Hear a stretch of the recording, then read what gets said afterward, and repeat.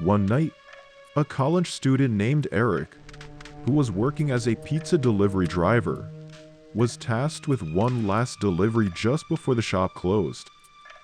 The destination was a house on the outskirts of town, an area not familiar to him and quite different from the usual delivery zones, characterized by its darkness and scarcity of streetleton.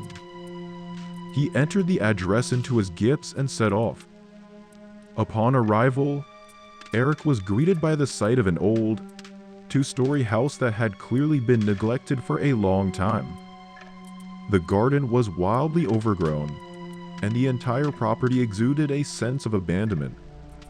Stepping out of the car with the pizza box in hand, Eric felt a wave of unease wash over him. Something about the house and its location felt oddly unsettling. As he pressed the doorbell, sounds of footsteps emerged from within.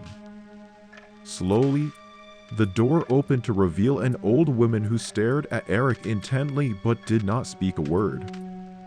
Eric asked for the payment, but instead of responding, the woman simply extended her hand, gesturing for him to come inside.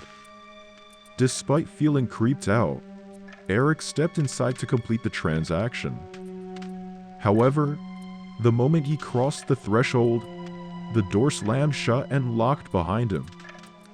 When he turned around, the old woman had disappeared, and in her place, a shadowy figure slowly approached from the darkness.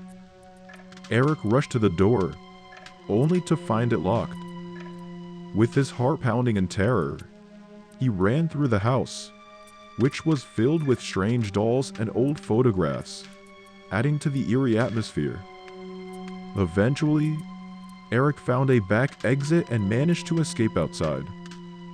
But as soon as he did, he was forcefully pushed from behind and fell to the ground. Turning around, he saw the old woman standing there, with more shadowy figures emerging from the darkness behind her, encircling him. Eric ran with all his might and managed to get away. He called the police from a safe distance, but by the time they arrived, the house was empty, as if no one had lived there for years. Since that night, Eric has never done late-night pizza deliveries again.